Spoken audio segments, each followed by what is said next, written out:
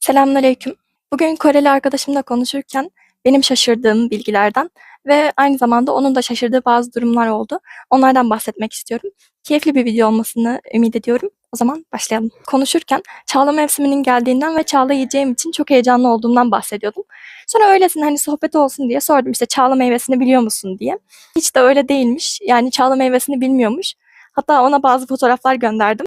Tahmin ettiğinden daha büyük olduğunu söyledi ve çağlayı tuzla yediğimizden bahsettim. Koreli arkadaşımla tanıştıktan sonra ondan böyle farklı bilgiler öğrenmek beni gerçekten şaşırttı. Çünkü hani Kore hakkında çok da bilmediğim bir şey yok gibi düşünüyordum. Kore ya da Koreliler hakkında. Ama gerçekten hani her kültürde bilmediğimiz şeyler olabiliyor. Mesela Endonezyalı bir arkadaşım da var. Ona da Çağla'yı sorduğumda hani bilmediğini söyledi. Yeşil erikten bahsettim ve onu da çok sevdiğimi, onu da tuzla yediğimizden bahsettim. Bana dedi ki yeşil erik hani mor eriğin olgunlaşmamış hali mi? Kore'de mor erik var, yeşil erik yok dedi. Ben buna da şaşırdım. Nasıl olmaz yeşil erik? Yani dedim hayır yeşil erik olgunlaşmamış hali değil. Bayağı bildiğin olgunlaşmış hali yiyoruz hani o şekilde. Erik fotoğraflarını da attım. Meyveler hakkında konuşuyorduk. Ve ben greyfurt'u çok sevdiğimden bahsettim. Ve greyfurt'un Türkiye'de tuzla yendiğinden bahsettim. Aslında Türkiye'de tam olarak tuzla yenir diye bir genelleme yapmak doğru mu bilmiyorum. Ama ben tuzla yemeyi seviyorum ve ailemdeki kişiler de tuzla yemeyi seviyor. O da greyfurt'u tuzlu yemediklerinden bahsetti. Ben bir ara hastaydım ve başım çok ağrıyordu.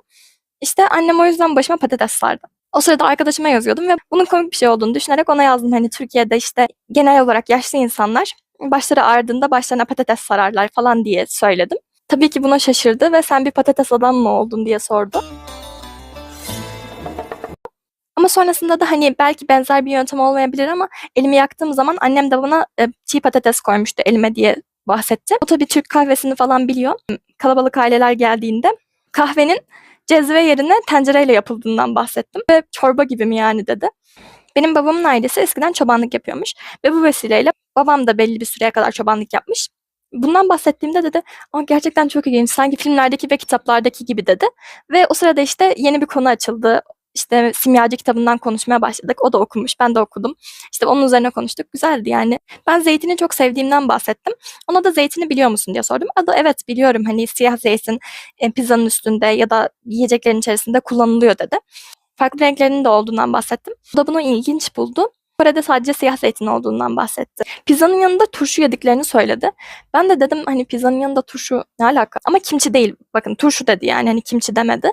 Anladığım kadarıyla pizzacılarda pizzanın yanında turşu da servis ediliyormuş. Ben böyle anladım. Yanlış anlamış da olabilirim bilmiyorum. Hani bizde klasik olarak işte hani pizza yanında patates, ketçap, mayonez. Üzerine ketçap, mayonez sıkarız falan dedim. Nasıl yani dedi. Hani mayonez en azından başka bir şey. Zaten pizzanın içinde salça yok mu?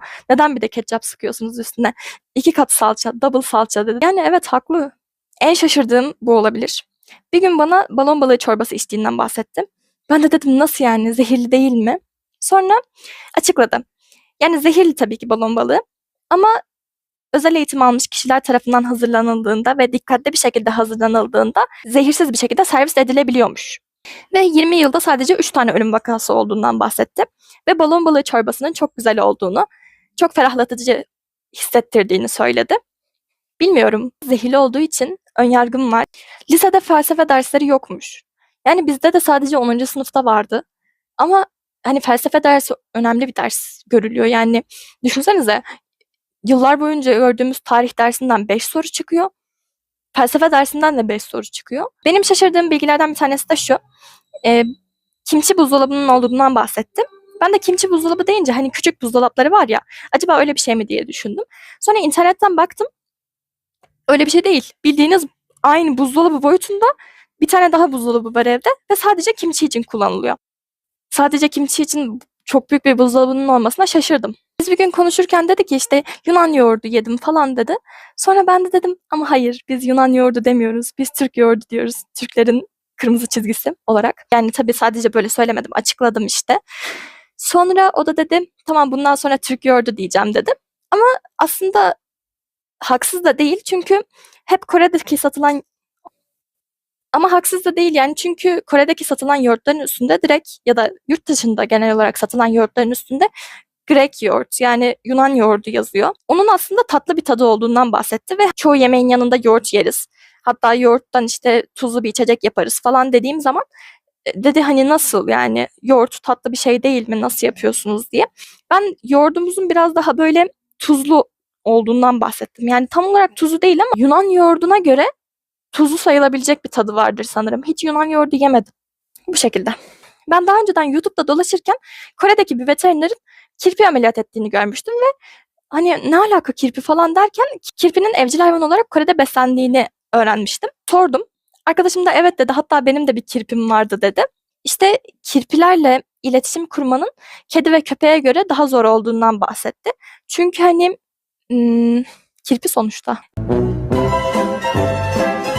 Mesela eldivenle dokunuyorlarmış falan zaten ve onların kirpisi biraz huysuzmuş. O yüzden hani onlar yaklaştığında bile direkt dikenlerini çıkartıyormuş. Yani bilmiyorum kirpi beslenmesi bence çok ilginç. Ama ben gelincik beslemek isterdim. Mesela gelincik çok güzel bir hayvan değil mi sizce de? Videomu izlediğiniz için teşekkür ederim. Herhangi yanlış ifade ettiğim bir şey varsa veya da aklınıza takılan bir şey varsa yorumlar kısmında belirtebilirsiniz. Teşekkür ederim. Allah'a emanet olun. I don't know you.